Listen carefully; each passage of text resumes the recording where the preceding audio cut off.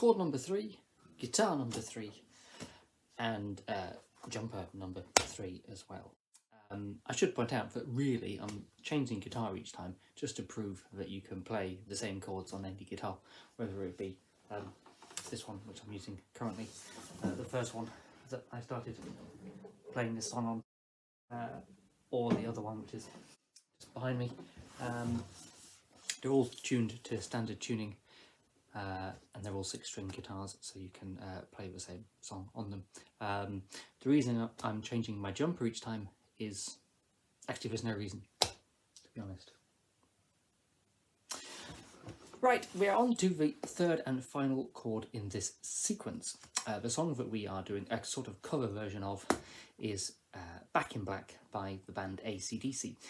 As I said at the beginning of the first part of these videos, I'm not playing it exactly as they play it because I don't want to get into trouble with any copyright malarkey that might be going on, but I am teaching you the right chords in the right order, and it is almost the right rhythm but not quite. If you do want to check out the original song and learn exactly how it sounds, then do please check out the band's own music. We are on to the chord of A major, which on a guitar sounds like this.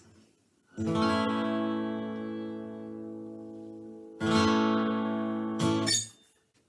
going to get the piano again and we're going to go through what those notes are that are used to form that chord before we look at it on the guitar. Right, here's our piano keyboard as before. Now this time I'm looking to make the chord of A major. So I'm going to start with an A, but I'm not actually going to use this A. I'm going to use the A that's a bit further down the keyboard. I'm going to use this one.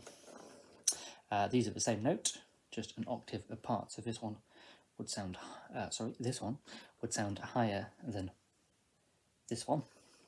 But they are actually playing the same note, they're just an octave higher in this case, or lower. And the reason that I'm starting there is that you will quickly see that I will run out of notes if I start playing up here. So I'm going to choose this A here on this piano. I'm then going to look for the next note that we need to form this chord, which is the E note. So there's my A, here is my E, which is there. And the other one that I need is going to be in the middle. That is a C sharp. So there's my C. But we don't want C, we want C sharp. So there is my C sharp. So there, A, C sharp and E. They are my 3 notes that I need to form this chord. Right, guitar. We start with the 2nd string down, which is the A string, which is that one, or this one here. So if we follow that down, we get to the A string. Now, obviously, we don't need to fret that one, as in the previous ones. With the E chord, we didn't need to fret the lowest E because it was already there for us.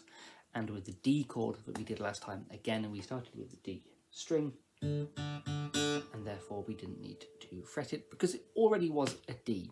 Same here, it's already an A, and that is the lowest part of this chord. So the first string is open, and now we're going to start fretting the instrument. So we'll take our index finger, put on the 3rd string and the 2nd fret. So let's do what we do normally. We'll start with what that string is open. That string is a D string. If we were to fret it on the 1st fret, we would sharpen it and make it D sharp. And if we play it on the one that we want, we would then go 1 semitone higher, as that's what it's called. You have D is 1 semitone, D sharp is the next semitone up, and then we get to the next semitone up from there, which is our E, which is there. See, it sounds like that one. That is the next one we need. So we're going to take our middle finger, that goes on the next string down, which will be the G string, and again, open G is G, then we have G sharp, then we have A, because after G, as in when we looked at the D chord after G, we get A, which will be in the next octave. So the G string middle finger on the 2nd fret gives us our A, and then the next note that we need is our C sharp, because we haven't had that one yet, and that is formed by the B string. It's this one here.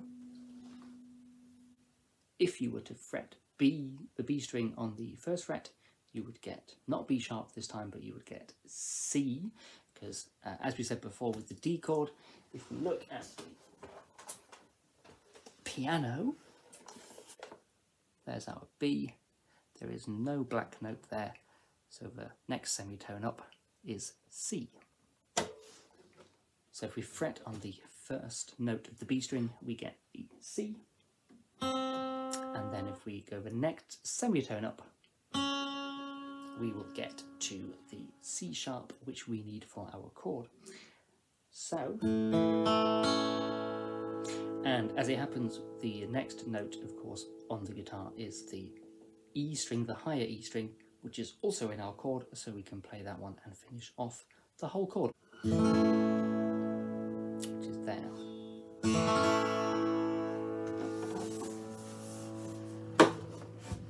Just there, so they're all on the 2nd fret on the chord of A major, which makes it not a particularly hard chord to remember, because all of it is on the same fret. It's just which string that you put your fingers on. Okay. Now, even though the E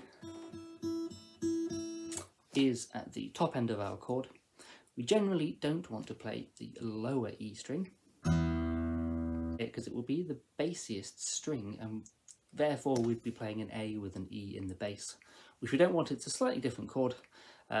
If you were playing in the band and you had a bass player playing with you, they might have something to say about you playing the lower E string when you're playing an A chord. So we should only play the 5 strings, the top 5 strings, and leave the 6th and bassiest one alone.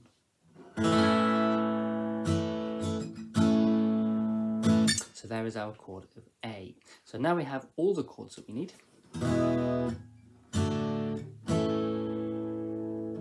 to play the tune that I've been playing at the start of all these videos. In the next video, we shall be looking at the actual strumming pattern that we need to make all these chords work together, because we can't just go, because sadly we need to do a little bit more than that, which is to add the rhythm into our playing, and therefore make it from a collection of chords and start making it into a song.